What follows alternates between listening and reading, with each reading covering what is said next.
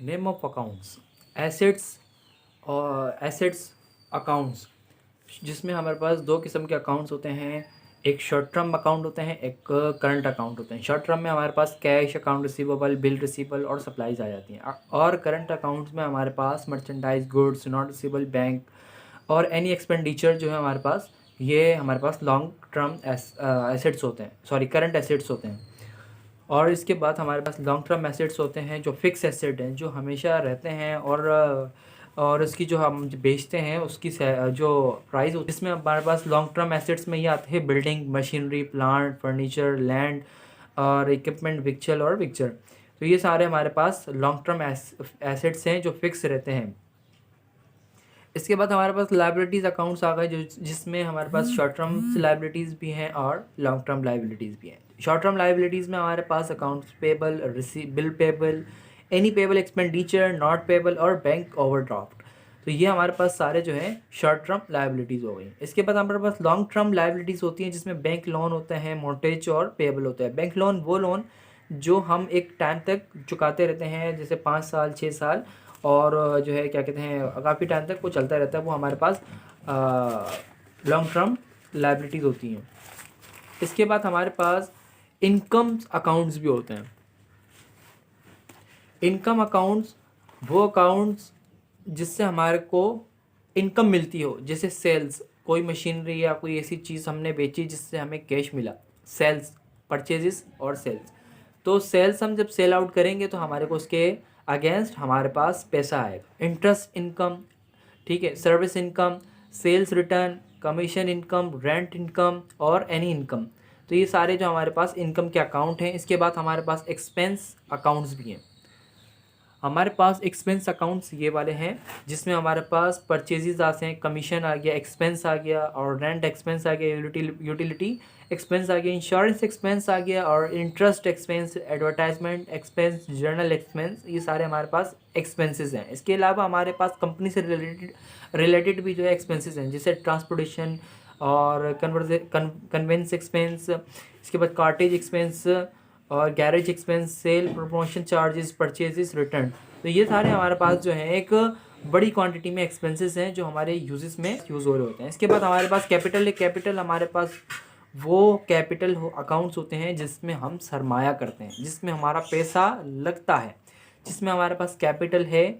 और विड्रॉ और ड्राइंग है, सॉरी, कैपिटल वो जिसमें हम बिजनेस में पैसा इन्वेस्ट करते हैं, ड्राइंग जहां हम अपने बिजनेस से पैसा निकालते हैं, ड्रॉ करते हैं, विड्रॉ करते हैं, ठीक है। ये हमारे पास होगी।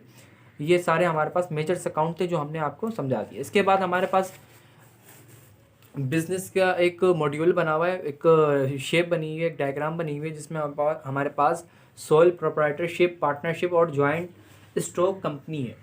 इनमें 3 सिनेरियो होते हैं। 3 सिनेरियो में अलग अलग पार्टनरशिपिंग चल रही होती है, जिसमें सेल्फ प्रोप्राइटरशिप होती है, पार्टनरशिप होती है और जॉइंट स्टॉक कंपनी होती है, जिसमें हमारे पास शख्सी कारोबार होता है, जैसे कि मालिक अपनी बेस पे, मतलब खुद के बल पे कारोबार कर रहा होता है। और इसमें पार्टनरशिपिंग में शराकतदारी होती है, जो 2 पार्टनर मिल के जो है एक साथ काम कर रहे होते हैं। और जॉइंट स्टॉक कंपनी होती है, जिसमें हमारे पास शॉर्ट होल्डर बहुत सारे बंदे जो हैं हमारे पास एक मिल के कंपनी चला रहे होते हैं। ज़्यादा से ज़्यादा 7 बंदे जो हैं इसमें मिल के काम कर सकते हैं जॉइंट स्टॉक कंपनी में। इसके अलावा हमारे पास यूटिलिटी एक्सपेंसेस हैं, जिसमें इलेक्ट्रिसिटी हो गया, वाटर हो गया, गैस हो गया, टेलीफोन, वाईफाई, सारी चीज़ें जो हमारे पास यूटिलिटी की आ गई, जो हमारे बिजनेस इन्वायरमेंट में बिजनेस के दौरान यूज़ होने वाली चीज़ें होती हैं।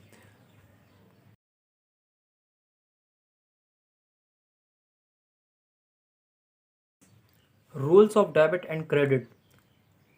हेड्स ऑफ अकाउंट्स 5 होते हैं, जिसमें हमारे पास assets, expense, liabilities, income, revenue और कैपिटल एंड ऑनरशिप। तो ये 5 एसेट्स हैं, कैपिटल और ये सारे मिला के ना। तो इनकी नेचर डेबिट और क्रेडिट भी होती रहती है।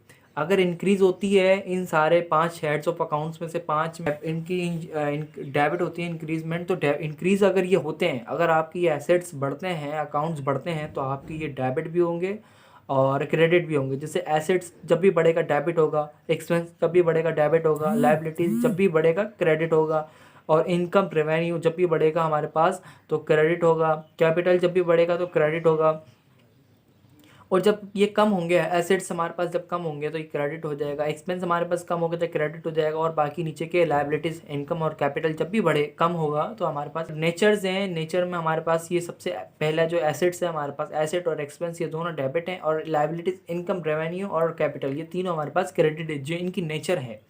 अगर कोई एंट्री में पहचान नहीं बनाते तो इनकी जो नेचर बनती है वो डेबिट और क्रेडिट दोनों आपको मैंने डिफाइन कर दी हैं। एसेट्स, करंट एसेट्स भी होते हैं और फिक्स एसेट भी होते हैं, जो मैंने आपको पीछे बता दिए।